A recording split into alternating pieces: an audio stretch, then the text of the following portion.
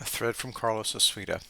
Jake Tapper wants you to think that every single member of real Donald Trump's administration is lying to you. This is an amazing libel of our armed forces, law enforcement, and medical community. Everyone protecting us is a liar.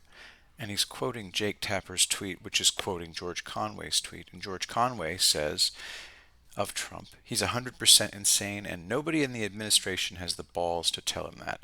And then Jake Tapper says, noteworthy comment on folks in the administration from a Trump critic who knows a lot of them. George Conway doesn't matter, since he supported the fake impeachment. He has no values. But Tapper presents himself as an unbiased news source. Therefore, he needs to be challenged on his assertion that everyone protecting us is corrupt. Obviously, it's not true. If Trump were 100% insane, his entire cabinet would resign, as would all the secretaries leading every branch of the armed forces and every director of the intelligence community. This is basic stuff.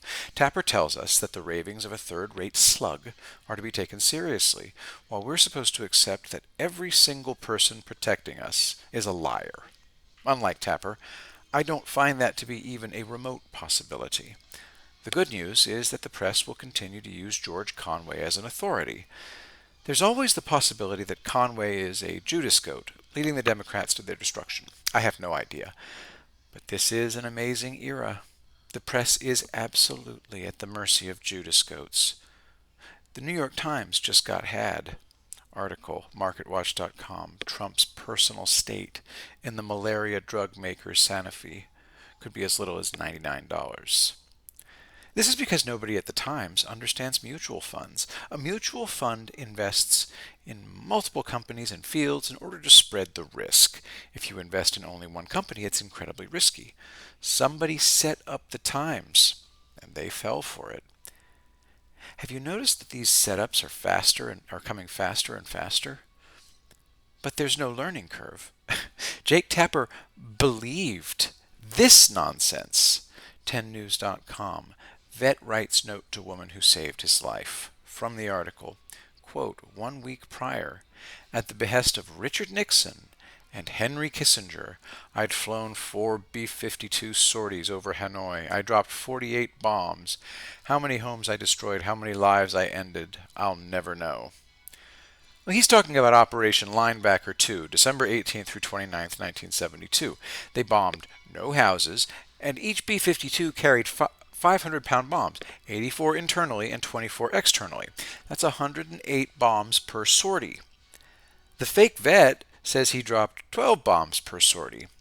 Also, in less than a week, the guy returned to Guam or Thailand, flew to the U.S., was separated, not discharged, nowhere near Boston because there were no separation stations near Boston, and then got to Boston and rented an apartment.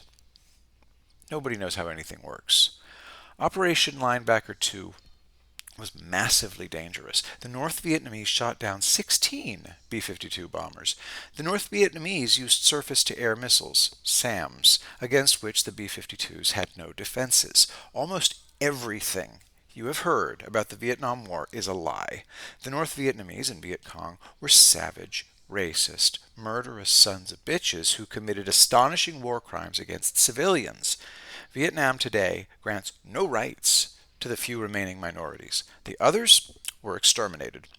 We actually destroyed the North Vietnamese army and the Viet Cong during the Tet Offensive. So that was when Walter Cronkite stepped in and told the country that we'd lost, and Ted Kennedy led the charge to make sure South Vietnam fell to the North.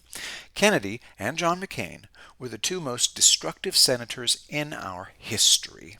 They worked together, bound by a mutual hatred of American exceptionalism. I hope they were both buried face down so that they could see where they were going. Trump was handed the most difficult challenge of any American president. He, unlike even Lincoln, was in a double bind. The two choices he faced had the potential of destroying the country. Trump made his choice in a matter of hours.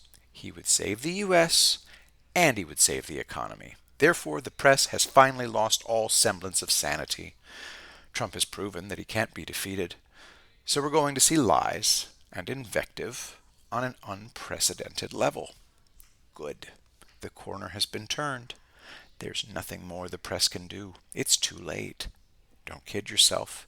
Trump made it happen. He's not lucky. He's skilled.